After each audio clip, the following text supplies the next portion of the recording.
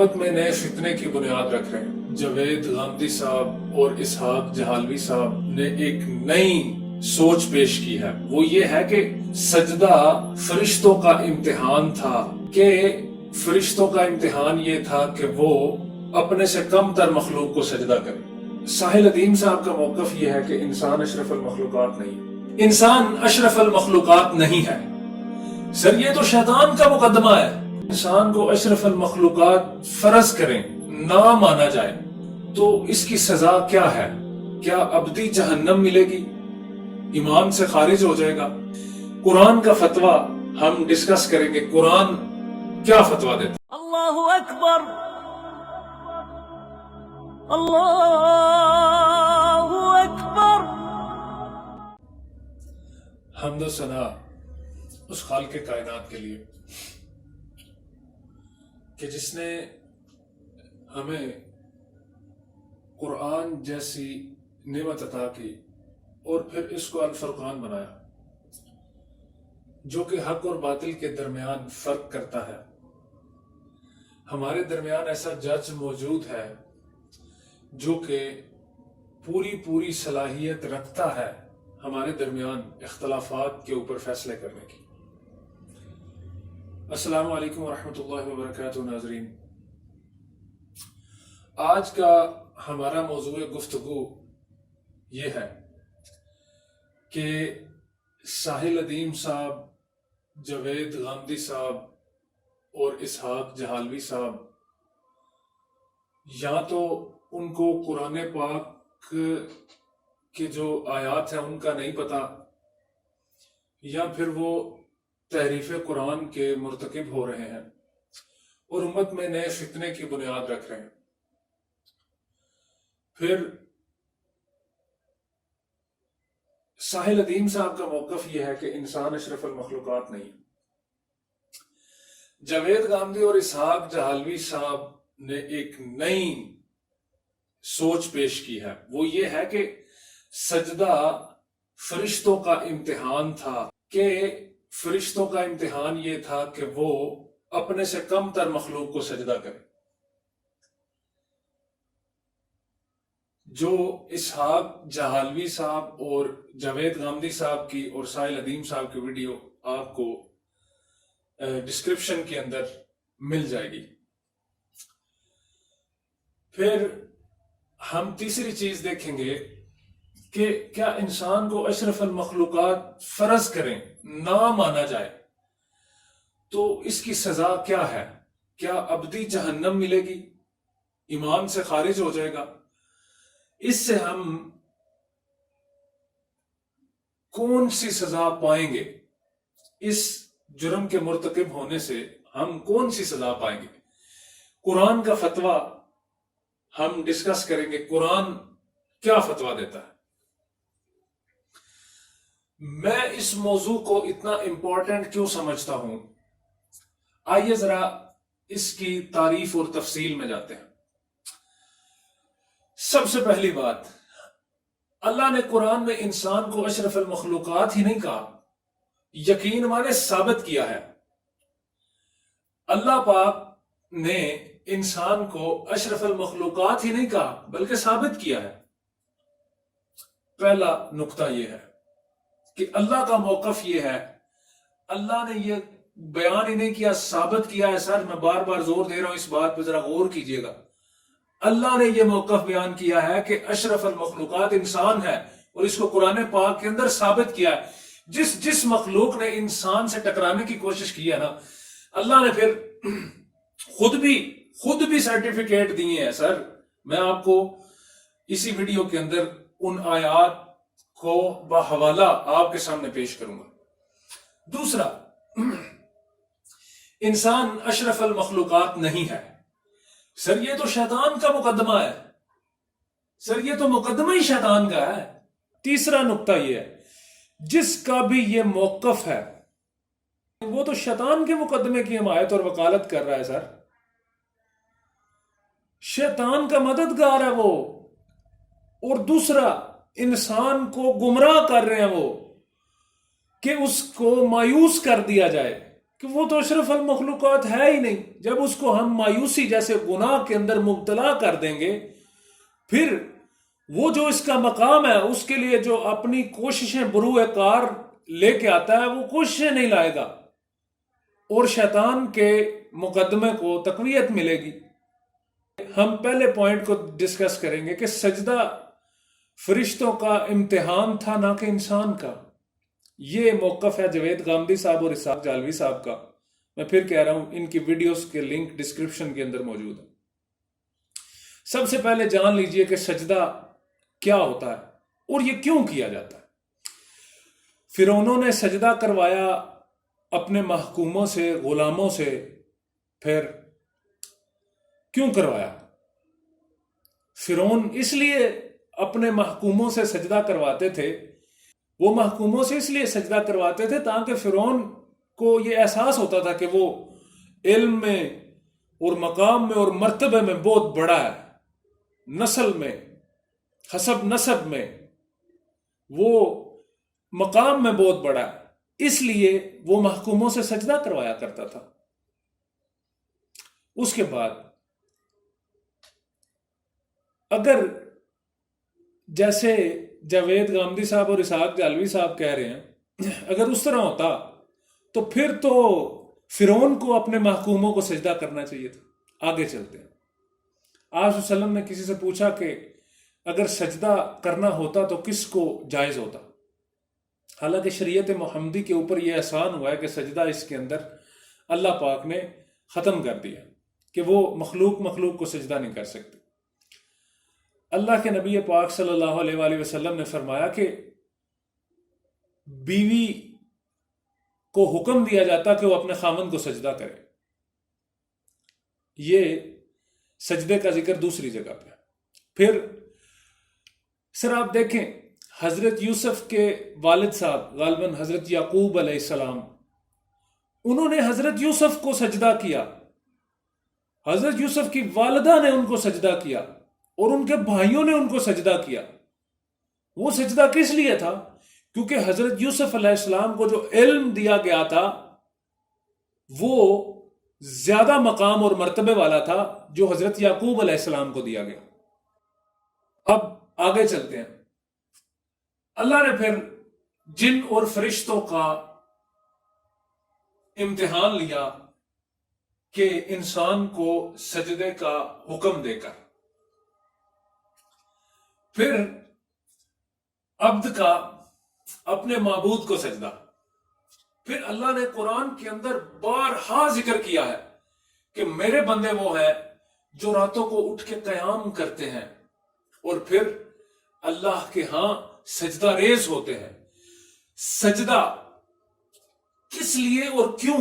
ان سارے دلائل قرآن کی آیات کو اگر آپ سامنے رکھیں اور قرآن کی روشنی میں فیصلہ کریں تو آپ کو یہ بات واضح ہو جائے گی کہ سجدے کا مطلب ہے جو بندہ سجدہ ریز ہوتا ہے، جس کے سامنے سجدہ کیا جاتا ہے، وہ اس کی عظمت، اس کے علم، اس کے عمل اور اس کی طاقت، سب چیز کا وہ اقرار کرتا ہے کہ تو عظمت والا ہے میرے سے، ان تمام چیزوں میں تو عظمت والا ہے. اب ہم دیکھتے ہیں کہ سب سے پہلے کہ اشرف المخلوقات ہونے کا میرٹ کیا ہے. سب سے پہلے آپ ایک بات یاد رکھیے گا، ہماری خوش قسمتی کہ ہمیں محمد رسول اللہ صلی اللہ علیہ وآلہ وسلم جیسے سردار ملے، امام ملے، نبی ملے، رسول ملے. کیونکہ آپ صلی اللہ علیہ وآلہ وسلم کو کائنات کی طرف رسول بنا کے بھیجا گیا، تو پھر اس کا مطلب ہے کہ ہمیں یونیورسل لاز، یونیورسل قانون دیے گئے ہیں. ہم وہ امت ہے جن کے پاس وہ قانون ہے جو پوری کائنات پہ لاگو ہوتے ہیں. وَمَا أَرْسَلْنَاكَ إِلَّا رَحْمَةً لِلْعَالَمِينَ. الحمدللہ رب العالمین. آپ دیکھیں عالمین، اللہ نے سورۃ فاتحہ کی پہلی آیت میں جو عالمین کا لفظ استعمال کیا وہی آپ صلی اللہ علیہ وسلم کی مطلب مقام و مرتبے کے لیے وہی عالمین استعمال کیا. اب یہ بات تو ثابت ہوگی کہ نبی پاک صلی اللہ علیہ وسلم پوری کائنات کی طرف رسول بنا کے بھیجے گئے، تو اس لیے جو ان کو اصول دیے گئے ہیں وہ بھی پوری کائنات پہ لاگو ہوں گے، کیونکہ جو رب ہے ہمارا، جو الہ ہے ہمارا، سر وہ کسی ایک ہاؤسنگ سوسائٹی کے رب نہیں ہے سر، وہ پوری کائنات کے ہیں۔ تو اس لیے شریعت اسلامیہ کے اندر جو بھی قانون آئے ہیں، یاد رکھیے گا وہ پوری کائنات میں ایک جیسے ہیں۔ اور اللہ قرآن میں فرماتا ہے کہ میں جو بات کر دیتا ہوں، میں جو اصول دیتا ہوں کبھی بدلتا نہیں ہے، ہر چیز بدل جائے گی، میرا دیا ہوا اصول نہیں بدل سکتا۔ آئیے ذرا قرآن سے پوچھتے ہیں کہ میرٹ کیا ہے اشرف المخلوقات؟ سر سورہ زمر، یہ سورہ نمبر 39 ہے، 39۔ اس کی آیت نمبر 9 کا میں چھوٹا سا حصہ آپ کے سامنے اس کا ترجمہ پیش کروں گا وقت کی قلت کی وجہ سے۔ اللہ فرماتے ہیں کیا علم والے اور جاہل برابر ہو سکتے ہیں؟ پہلا میرٹ کہ زیادہ علم والا کم علم والے سے درجات میں بلند ہوتا ہے۔ پہلا میرٹ، پہلا اصول۔ دوسرا میرٹ سر وہی ان الذین آمنوا وعملوا الصالحات اولئک هم خیر البریہ، وہ لوگ جو عمل کرتے ہیں، جو علم ان کے پاس ہوتا ہے، وہ نیک عمل کرتے ہیں۔ سورہ بینہ سورہ نمبر 98 آیت نمبر 9، اس کے اندر عمل کا ذکر ہے۔ سورہ زمر کی آیت نمبر 9 کے اندر علم کا ذکر ہے۔ پھر اس کے بعد سر آپ کا علم اور عمل جب ملتا ہے تو آپ متقی ہوتے ہیں، آپ تقوی اختیار کرتے ہیں۔ خطبہ حجۃ الوداع پہ آپ کو آپ صلی اللہ علیہ وسلم کے خوبصورت الفاظ یاد ہوں گے کہ کسی کالے کو گورے پر، کسی گورے کو کالے پر کوئی فوقیت حاصل نہیں مگر تقوی کی بنیاد پر۔ مطلب علم اور عمل یہ دو چیزیں ہیں پوری کائنات کے اندر میرٹ جو مقام و مرتبہ کو ڈیفائن کرتی ہے۔ اب فرشتوں میں نافرمانی اور خطا کی صلاحیت نہیں ہوتی، اس لیے وہ صرف خاص ڈیوٹی کے لیے بنائے جاتے ہیں، پرفیکٹلی ٹیلرڈ مخلوق ہے۔ کرامن کاتبین ان کا کام وہی ہے، وہ لکھتے ہیں۔ عبادت گزار فرشتے عبادت کر رہے ہیں، ذکر کرنے والے فرشتے ذکر کر رہے ہیں، طواف کرنے والے فرشتے طواف کر رہے ہیں۔ ہر فرشتے کو ٹیلرڈ کیا گیا ہے for a specific purpose, for a specific task. کسی خاص مقصد کے لیے فرشتوں کو بنایا جاتا ہے اور وہ پرفیکٹ ہوتے ہیں، وہ اپنے آپ کو اپ گریڈ نہیں کر سکتے۔ اس وجہ سے ان کے ساتھ عملی مقابلہ نہیں ہوا، ان کے ساتھ اللہ نے کیسا میرٹ کیا ہے؟ علمی مقابلہ رکھا ہے سر۔ اب کیا ہوتا ہے؟ ایک بہت خوبصورت مقابلہ۔ اللہ نے فرشتوں کے اندر بھی علم حاصل کرنے کی صلاحیت رکھی تھی، پھر حضرت آدم کے اندر ایک ایڈوانس علم حاصل کرنے کی صلاحیت رکھی۔ کیا تھی وہ صلاحیت؟ اللہ نے کہا آج وہ مقابلہ کرو، بتاؤ فرشتوں، بتاؤ یہ جو سامنے چیزیں پڑی ہیں، کیا آپ ان کے اندر جو اختلاف ہیں اس کو بتا سکتے ہیں؟ آپ ڈیفائن کر سکتے ہیں اس چیز کو، آئیڈینٹی دے سکتے ہیں، نام دے سکتے ہیں ان چیزوں کو؟ سر یہ علم کی وہ انتہا ہے، یہ انتہا ہے جس کے اوپر ہماری سائنس کھڑی ہے۔ جب تک ہم چیزوں میں فرق کرنا نہیں سیکھتے، ان کو نام نہیں دیتے مختلف، ہم تحقیق کے مراحل سے گزر ہی نہیں سکتے۔ یہ وہ علم کی انتہا کی خاصیت تھی جو انسانوں کے اندر رکھی گئی۔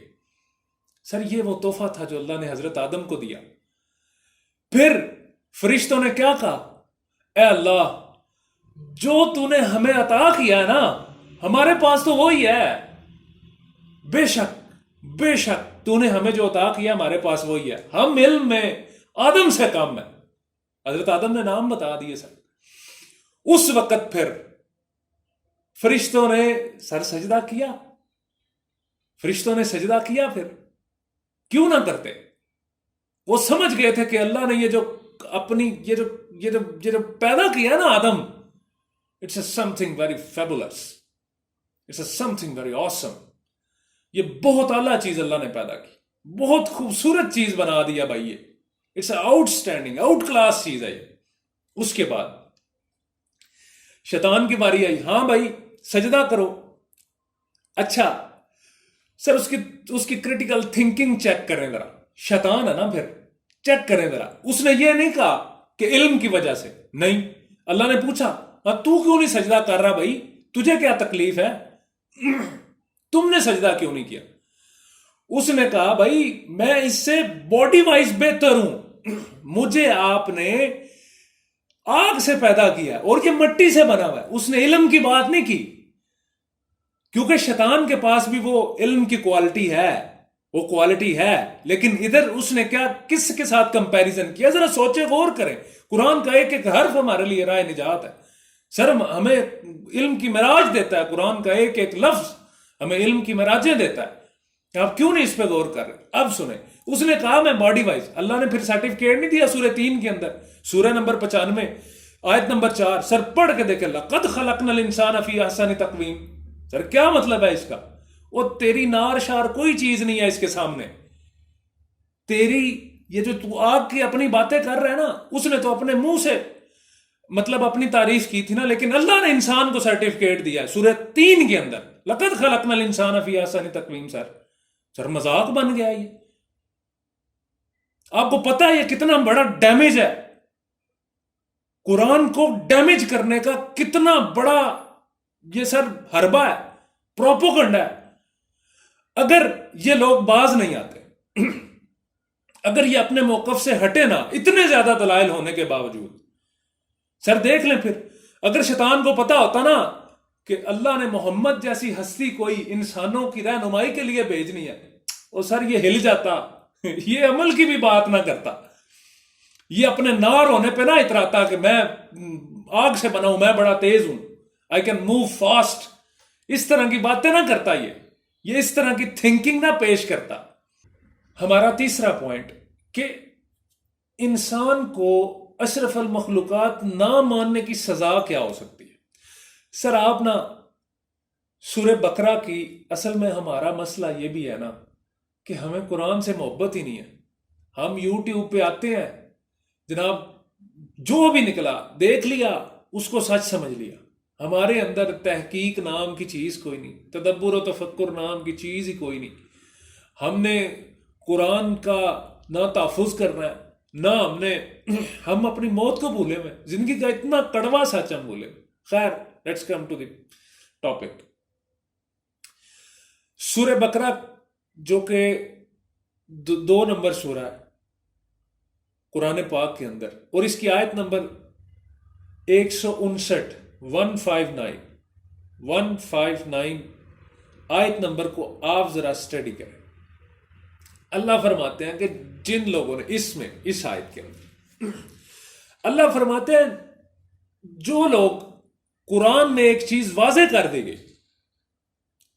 اس کو چھپاتے ہیں، اس میں تحریف کرتے ہیں، اس میں رد و بدل کرتے ہیں، اس کو غلط ملت کر کے پیش کرتے ہیں، اللہ فرماتے ہیں میری تو صرف اور صرف ان پہ لعنت ہے.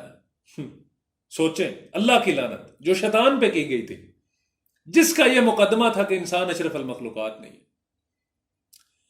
اب سورہ بقرہ کی آیت نمبر 159 کے اندر اللہ پاک فرما رہے ہیں صرف میری لعنت نہیں، تمام لعنت کرنے والوں کی ان لوگوں پہ لعنت ہے. یہ قرآن کا مقدمہ ہے سر، قرآن کا فتویٰ ہے. یہ میری بات نہیں ہے، معذرت کے ساتھ یہ اللہ کا کلام ہے. اللہ فرما رہے ہیں کہ میری لعنت، تمام لعنت کرنے والوں کی لعنت ان لوگوں پر جو قرآن کی تحریف کرتے ہیں، جو قرآن کے واضح مضمون اور آیات سامنے آ جانے کے بعد ان کو تسلیم نہیں کرتے، مغفرت نہیں مانگتے، اللہ سے ڈرتے نہیں، ان پہ تو لعنتیں ہیں سر. اب میں نہیں جانتا وہ کتنی ہے. آگے اللہ ادھر بس نہیں کرتے، تھوڑی سی آیات بیان کرنے کے بعد اللہ پھر آیت نمبر 174 میں اللہ فرماتے ہیں کہ مطلب قیامت والے دن ایسے لوگ جو تعریف کرتے ہیں، جو معاملات کو بگاڑتے ہیں، آیت نمبر 174 کے اندر سورہ بقرہ کی ہی آیت نمبر 174 کے اندر اللہ پاک فرما رہے ہیں جو ایسے کام کرتے ہیں ان کے لیے تو قیامت کے دن میں ان سے کلام ہی نہیں کروں گا. سر اس سے بڑی کوئی ذلت ہو سکتی ہے کہ قیامت کے دن اللہ پاک اس بندے سے کلام تک کرنا گوارا نہیں کریں گے؟ پھر یہاں پہ اللہ ختم نہیں کرتے، اللہ پاک فرماتے ہیں کہ پھر میں اسے پاک نہیں کروں گا، گناہوں سے پاک ہی نہیں کروں گا اسے میں۔ پھر اللہ فرماتے ہیں، یہاں پہ بھی نہیں اللہ کا غصہ ختم ہوتا، اللہ فرماتے ہیں ان کے لیے تو عذاب علیم ہے، سر دردناک عذاب ہے۔ ادھر آپ ساحل ادیم صاحب کی جو میرے چینل پہ ویڈیو ہے اس کے کومنٹ میں جا کے دیکھیں، ایک بندے کہہ رہے ہیں اس پہ عقیدے پہ کوئی فرق نہیں پڑتا۔ سر آپ قرآن کی ایک زبر زیر کو چھیڑیں، خالق کائنات کا کلام ہے یہ کسی شاعر کا کلام نہیں ہے، یہ جناب اوپر سے اترا ہے، یہ میرے خالق ہمارے مالک کا، خالق کائنات کا کلام ہے سر، جس کی مرضی سے پتہ نہیں ہلتا، اور جس کا علم اتنا بڑا ہے کہ ریت کے ذروں سے واقف ہے، وہ کائنات کا نظام چلانے والے خالق کی میں بات کر رہا ہوں بھائی جان، میں کوئی عام بندے کی بات نہیں کر رہا، یہ اس کا کلام ہے۔ اس کی زیر زبر کو تو ہلا کے دیکھو ذرا، تمہیں لگ پتا جائے گا تم نے کیا کیا۔ یہودی ذلیل نہیں ہوئے پڑے؟ کیا کر رہے ہیں آپ؟ ہوش کے ناخن لیں، امت محمدی کا حصہ بنے اور غیرت کھائیں اور اپنے کلام کا، اللہ کے کلام کا تو تحفظ کریں، اسے ڈیفینڈ تو کریں، اس کو کوئی فرق نہیں پڑنا، اس کا تو کوئی لفظ نہیں چینج کر سکتا۔ لیکن ہمارے اندر غیرت اسلام ہی نہیں ہے، جو مرضی آئے، چار اچھی باتیں کر دے، اس کے بعد ہمیں گمراہی کے گڑھے میں پھینک دے کوئی، ہمیں ہوش ہی نہیں ہے بھائی، ہمیں کاٹ دے کوئی، کاٹ کے آدھا لے جائے، ہمیں پتہ ہی نہیں چلے گا، ہم کہیں گے واہ واہ واہ واہ کیا رہنما ہے۔ ایسے نہیں ہوتا۔ قرآن کا ایک ایک لفظ، ایک ایک حرف، جب تک ہم اس کو دل و جان سے قبول نہیں کریں گے، اس کی حفاظت نہیں کریں گے، کس لیے؟ اپنے لیے، اپنی بقا کے لیے، اپنی عزت و حکمرانی کے لیے، اگر ہم نہیں کریں گے تو ہم فارغ ہیں۔ میری تمام ناظرین سے گزارش ہے کہ ہمارے چینل کو سبسکرائب کر کے ہمیں موقع دیجیے کہ ہم قیمتی باتیں، خالق کائنات کی قیمتی باتیں، یہ سارے ہی موتی ہیں، ہیرے ہیں سارے، لیکن ان میں سے بھی بیش قیمتی ہیرے چن چن کے آپ کی خدمت میں پیش کریں گے۔ ہمارے چینل کو سبسکرائب کیجیے، شیئر کیجیے اور لائک کیجیے۔ میں آپ کی دعاؤں کا قدردان، آپ کا میزبان ذوالقرنین حیدر، اگلی ویڈیو تک آپ سے اجازت چاہتا ہوں۔